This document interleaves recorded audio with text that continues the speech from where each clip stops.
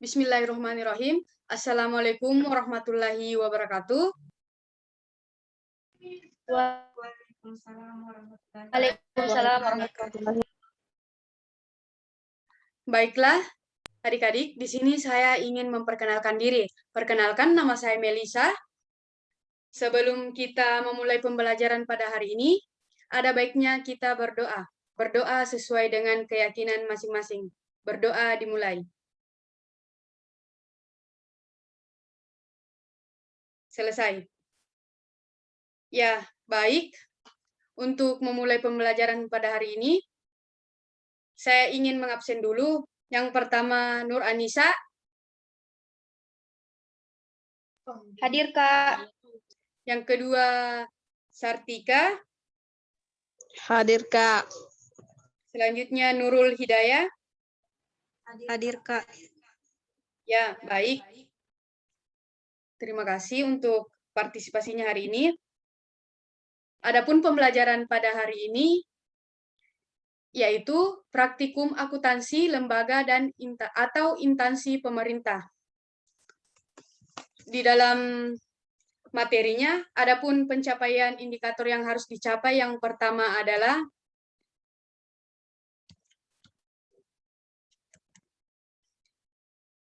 memahami pengertian akuntansi instansi pemerintah. Yang kedua, memahami tujuan dari akuntansi instansi pemerintah daerah. Yang ketiga, memahami jenis-jenis transaksi pemerintah daerah. Yang keempat, memahami pembukuan tunggal dan pembukuan berpasangan. Baik, mengenai pengertian akuntansi lembaga instansi pemerintah, akuntansi pemerintah adalah suatu kegiatan yang bertujuan untuk menyediakan informasi berkaitan dengan keuangan pemerintahan, meliputi pencatatan pelaporan, transparansi, dan segala hal yang berkaitan dengan keuangan.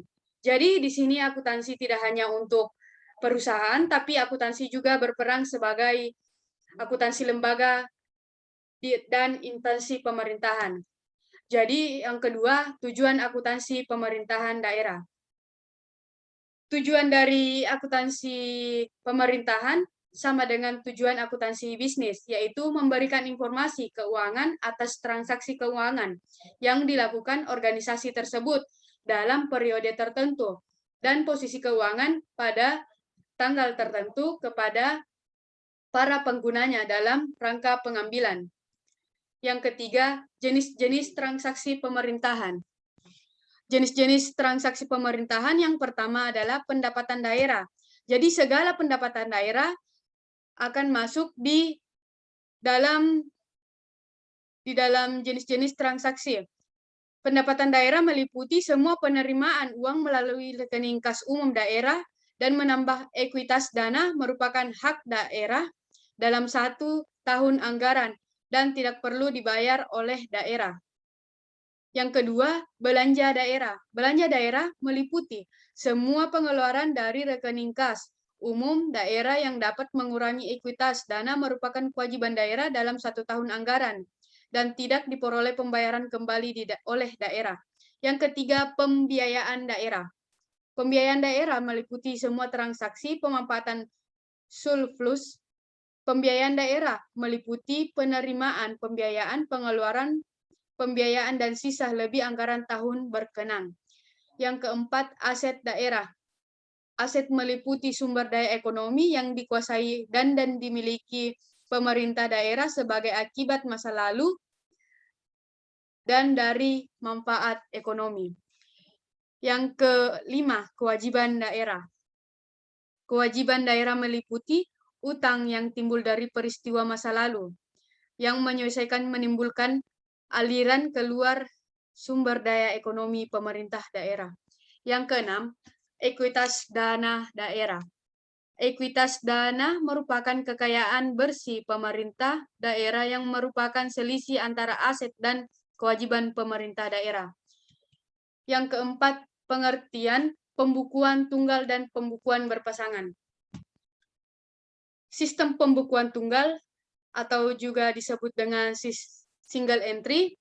Sistem pembukuan tunggal tata buku adalah sistem pencatatan akuntansi yang dalam hal ini setiap kejadian transaksi akuntansi hanya dicatat dalam 1 kali.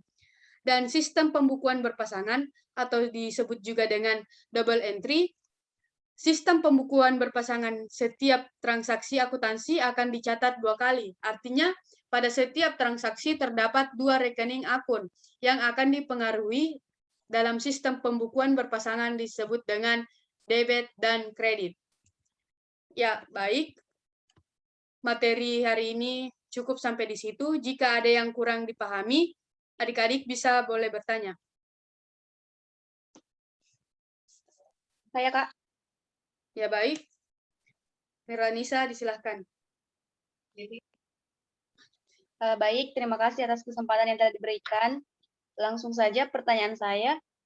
Berapa tahun lamanya anggaran dan satuan hitung pemerintah menggunakan mata uang apa? Ya, baik. Pertanyaan dari Nur Anissa sangat menarik. Berapa tahun lamanya anggaran dan menggunakan mata uang apa? Jadi di Indonesia, tahun anggarannya selama 1 tahun, mulai dari tanggal 1 Januari sampai 31 Desember. Dan di Indonesia juga menggunakan mata uang rupiah. Adapun mata uang lain, dalam pelaksanaan APBN atau APBD, diatur oleh Menteri Keuangan sesuai dengan ketentuan perundangan undang-undang yang berlaku. Apakah Nuranisa sudah mengerti? Iya, Kak. Terima kasih atas penjelasannya. Saya mengerti. Apakah ada yang masih ingin bertanya?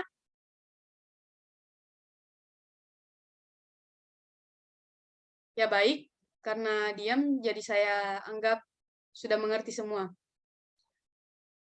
Jadi baik, pembelajaran hari ini cukup sampai di sini. Terima kasih. Saya ucapkan wassalamualaikum warahmatullahi wabarakatuh. Waalaikumsalam warahmatullahi Warahmatullahi wabarakatuh.